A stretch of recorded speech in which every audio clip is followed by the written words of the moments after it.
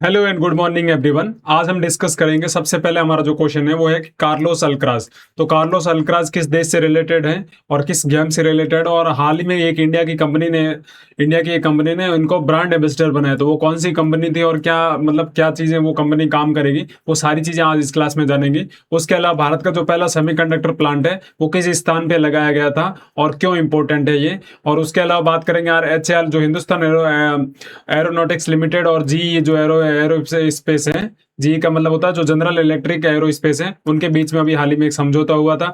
क्या समझौता और क्या इंडिया के लिए एक इंपॉर्टेंट डील ये क्यों है, ठीक है। उसके अलावा हाल ही में जो श्री गुरु जो भैरवैक के मंदिर का है उसका उद्घाटन किसके द्वारा किया गया और किस स्थान पे ये उद्घाटन हुआ था, इससे रिलेटेड सारे जो फैक्ट्स है वो भी हम जानने की कोशिश करेंगे। और हाल ही में जो चर्चा में रहा स्कार्बोरो शॉल है वो विवाद में रहा था, और ये किस स्थान पे स्थित है या किस समुद्र के किस भाग में या कौन से सी में स्थित है। तो ये सारी इंटरेस्टिंग क्वेश्चन को जानने के लिए आप क्लास के लास्ट तक बने रहिएगा। उम्मीद करता हूँ सारी चीजें हम एक एक करके डिस्कस करेंगे इसमें। और उससे पहले हम एक प्रीवियस ईयर का क्वेश्चन डिस्कस करते हैं, जिसमें जो हाल ही में जो शुरू है जो एक्सरसाइज साइक्लोन है 2026, भारत और किस देश के बीच एक संयुक्त विशेष बल अभ्यास है। तो ये अच्छा क्वेश्चन है जरूर। इससे पहले की जो प्रीवियस क्लास थी उसमें मैंने इसको डिस्कस कर रखा था, ठीक है। तो इसका आंसर आप कमेंट बॉक्स में जरूर देना कि यूएसए के साथ है, इजिप्ट के साथ है, फ्रांस के साथ है या यूएई के साथ है, कौन सा एक्सरसाइज साइक्लोन, ठीक है। इंपॉर्टेंट क्वेश्चन है, जरूर इसका कमेंट बॉक्स में आंसर देना। तो शुरू करते हैं आज की क्लास। जो भारत का पहला जो सेमीकंडक्टर जो फैब्रिकेशन प्लांट है वो कहाँ स्थापित किया जाएगा, तो एक बहुत इंपॉर्टेंट क्वेश्चन बनता है। तो ये आप देख सकते हैं कौन स्थापित कर रहा है, टाटा कंपनी। कौन सी कंपनी? टाटा कंपनी स्टार्ट कर रहे हैं। और कहाँ पे आप देख सकते हैं ये टाटा ने अपना मैन्युफैक्चरिंग प्लांट लगाया कहाँ पे, ये धोलेरा करके। और धोलेरा कहाँ पे आपको पता होगा, गुजरात में। तो ये आने वाले समय में इंडिया की एक स्मार्ट सिटी के रूप में विकसित होगी। कौन सी सिटी? धोलेरा, ठीक है। तो याद रखना बहुत सारे प्लांट यहाँ पे लग रहे हैं, और जो सेमीकंडक्टर से रिलेटेड जो चिप्स है या जो मैन्युफैक्चरिंग है या APMTC जो भी सारी चीजें होंगी। या देखो manufacturing private limited, Tata semiconductor manufacturing private. तो आने वाले समय में आपको पता है सेमीकंडक्टर की कितनी मांग बढ़ेगी, ठीक है। तो उसको लेते हुए जो अभी टाटा है वो लगभग 91,000 करोड़ के आसपास का एक प्लांट लगा रही है। कितना? 91,000 करोड़ के आसपास सेमीकंडक्टर का जो फैब्रिकेशन प्लांट है वो अभी लगाया जा रहा है। कहाँ पे? धोलेरा में। उसके अलावा ये लगभग 21,000 से 25,000 के आसपास जॉब क्रिएट्स करेगी, ठीक है। तो ऐसी चीजें मतलब इंडिया को ऐसे मतलब बहुत मजबूत करेगी। और आने वाले टाइम में आप देख सकते हैं जब सेमीकंडक्टर का टाइम होगा तो सारी चीजें आपको देखने को मिल सकती है, ठीक है। और अब जब सेमीकंडक्टर होता है तो उसके लिए जैसे कोई कंपनी लगाती है उसको स्पेशल इकोनॉमिक जोन या SEZ उसको मिलता है, ठीक है। तो भाई कि भाई इतने क्षेत्र में आप लग सकते हैं और इतना क्षेत्र आपका स्पेशल इकोनॉमिक जोन वो घोषित किया जाता है। तो टाटा सेमीकंडक्टर कितने का? 91,000 जो करोड़ है उसका निवेश करेगी। और जो SEZ का जो नियम है, SEZ का फुल फॉर्म होता है स्पेशल इकोनॉमिक जोन होता है। तो इसका 2025 में इसमें संशोधन किया गया। पहले आपको न्यूनतम भूमि की आवश्यकता 50 हेक्टेयर थी, उसको घटाकर 10 हेक्टेयर कर दी गई थी। पहले जैसे आपको इन्वेस्टमेंट करना था तो आपको कम से कम 50 हेक्टेयर जमीन लोगे तो आपको SEZ की मान्यता मिलेगी, नहीं तो नहीं मिलती थी। अभी तो 10 हेक्टर पे कर दी गई। और टाटा का जो सेमीकंडक्टर प्लांट है वो लगभग 66 हेक्टर भूमि में फैला हुआ है और 91,000 करोड़ का ये निवेश किया गया है। इसके अलावा बात करें तो यहाँ 2024 से पहले माइक्रोन टेक्नोलॉजी, अभी हाल ही में नरेंद्र मोदी ने इसका उद्घाटन किया था। जो सेमीकॉन कंपनी है, जो CG सेमी लिमिटेड है, वो सारे सेमीकंडक्टर की जो अच्छी अच्छी कंपनी है वो ऑलरेडी धोलेरा में वर्किंग है। वो भी अपनी जो चिप्स है उनको बनाने के लिए काम कर रही है। और भारत का जो सेमीकंडक्टर मिशन है वो लगभग 76,000 करोड़ का इसमें गवर्नमेंट क्या देती है? सब्सिडी देती है। तो बहुत अच्छा क्वेश्चन है, जरूर याद रखना। भारत का पहला सेमीकंडक्टर फैब्रिकेशन प्लांट कहाँ लगने जा रहा है? धोलेरा, गुजरात में। इसके अलावा माइक्रोन जो टेक्नोलॉजी उसका भी धोलेरा में है। सेमीकॉन और CG सेमी लिमिटेड है उसका भी प्लांट्स कहाँ पे है? आपको गुजरात के धोलेरा में देखने को मिल रहा है। तो अच्छा क्वेश्चन है, जरूर याद रखना। अगला क्वेश्चन है कि जो टेनिस के खिलाड़ी है कार्लोस अल्कराज किस देश के टेनिस के खिलाड़ी है? अब किस देश के? ठीक है, लेकिन ये अभी हाल ही में चर्चा में क्यों आए थे? क्योंकि इंडिया की एक कंपनी है, क्या नाम है उसका? इन्फोसिस। क्या नाम है? इन्फोसिस। और उसकी एक कंपनी है इन्फोसिस टोपाज करके है, उसका है ना ग्लोबल ब्रांड एम्बेसडर बनाया गया है। कौन? ग्लोबल ब्रांड एम्बेसडर बनाया गया है किसको? कार्लोस अल्क्राज को। अब ये कंपनी काम क्या करेगी ये सोचना आप, बहुत मतलब ये कंपनी जो करेगी ना, आपकी आंखें खुली की खुली रह जाएगी, एक्चुअली में सारी चीजें चेंज कर देगी। जो इन्फोसिस टोपाज है ये क्या करेगी पता, जैसे आप कोई खिलाड़ी है जैसे कार्लोस अल्क्राज खेल रहा है, ठीक है, तो पहले तो इसकी ट्रेनिंग का किस तरह से इसको ट्रेनिंग करनी है, किस तरह से ट्रेनिंग मॉड्यूल बनाना, मतलब ये कुल मिला के यही कंपनी है जो पूरा एक खिलाड़ी को बता देगी ऐसे ट्रेनिंग करोगे तो ऐसे कर सकते हो, ये करना, आपको ये रूटीन लेना, ये डाइट लेना, वो मतलब पूरा आपको ट्रैक करेगी। और उसके अलावा फिर ये ग्राउंड में क्या करती है, रियल टाइम भी डाटा देगी। जैसे आप किसी खिलाड़ी के सामने खेल रहे हैं तो वो कहाँ शॉट मार रहा है, या उसका क्या वीकनेस है, उसकी क्या स्ट्रांगनेस है, वो सारी चीजों को एनालाइज करके वो उसके सामने दे देगा, ठीक है। तो एआई का मतलब इतना डाटा फीड करेगी ये, तो सारी चीजें मतलब आने वाले समय में कि मतलब सारी चीजें आपके पास अवेलेबल रहेगी, पर आपको जीतना आपको ही पड़ेगा, ठीक है। तो सारी टेक्नोलॉजी इस तरह की बढ़ जाएगी कि आपको पूरी चीजें पता चल जाएगी, क्या करना है, इसको कहाँ शॉट मारना है, ये इसकी क्या वीकनेस है, और वो सारी चीजें। तो कार्लोस अल्कराज की बात करें तो ये किस देश से, ये स्पेन के खिलाड़ी हैं जहां से रोजर फेडरर भी बिलोंग करते हैं, ठीक है। और इन्होंने जो अभी कार्लोस अल्कराज को क्या बनाया, ग्लोबल ब्रांड एम्बेसडर बनाए। और इनकी जो कंपनी है टोपाज करके इन्फोसिस, जो क्या करेगी, जो मैच के प्रदर्शन है और मैच के जो उपकरण है उसको एआई से संचालित, एआई मोड पे काम करेगी, ठीक है। उसके अलावा बहुत सारी जो एआई का बढ़ता चल रहा है, जैसे आपको डीआरएस देख सकते हैं, हॉकाई जो सिस्टम चल रहा है, फुटबॉल में जो वीडियो वीएआर जो वीडियो असिस्टेंट रेफरी है, वो सारी चीजें भी एआई से और ज्यादा मजबूत हो जाएगी और जो क्लियरिटी है वो और ज्यादा आपको देखने को मिले। वहीं बात करें, इन्फोसिस की स्थापना 1981 में की गई थी, किसके द्वारा, नारायण मूर्ति के द्वारा, और ये सॉफ्टवेयर रिलेटेड एक कंपनी है, ठीक है। अच्छा क्वेश्चन है, याद रखना, इन्फोसिस ने अभी हाल ही में किसको अपना ग्लोबल ब्रांड एम्बेसडर बनाया, कार्लोस अल्कराज, और उनकी कंपनी कौन सी है, इन्फोसिस टोपाज, वो एक एआई कंपनी है, ठीक है। हाल ही में जो एचएएल, हिंदुस्तान एरोनॉटिक्स लिमिटेड, और जी जो जनरल इलेक्ट्रिक है, उनके बीच किस जेट इंजन के लिए सह उत्पादन के लिए समझौता हुआ। ये इंडिया के पर्सपेक्टिव से बहुत इंपॉर्टेंट डील हुई थी।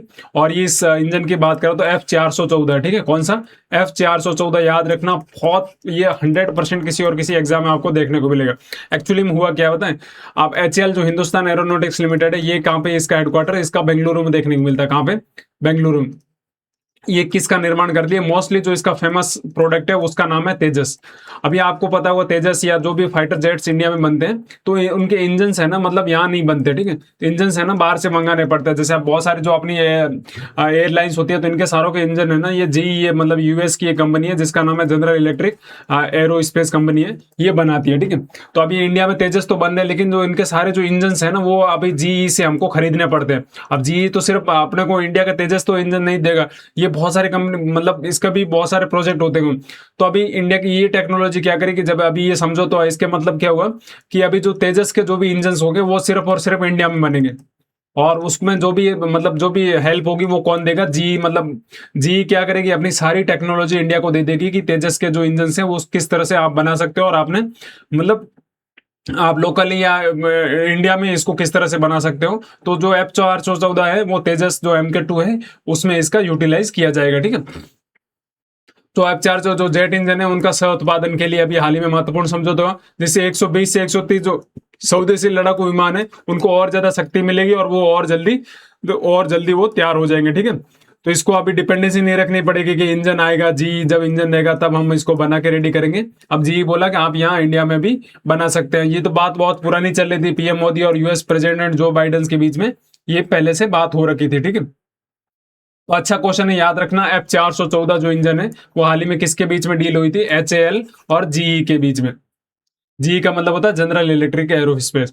हाल ही में प्रधानमंत्री नरेंद्र मोदी ने अप्रैल 2026 में कर्नाटक में किस मठ में गुरु भैरव के मंदिर का उद्घाटन किया था। ये भी अच्छा क्वेश्चन बनता है, क्योंकि बहुत सारे जो हमारे टीचर्स है या जो भी मेरे भाई लोग हैं वो क्या करते हैं, साउथ की चीजों को कवर नहीं करते, और फिर एक भी सिंपल सा क्वेश्चन आएगा तो आप गलत कर देंगे, क्योंकि आपको वो पढ़ाई नहीं गया।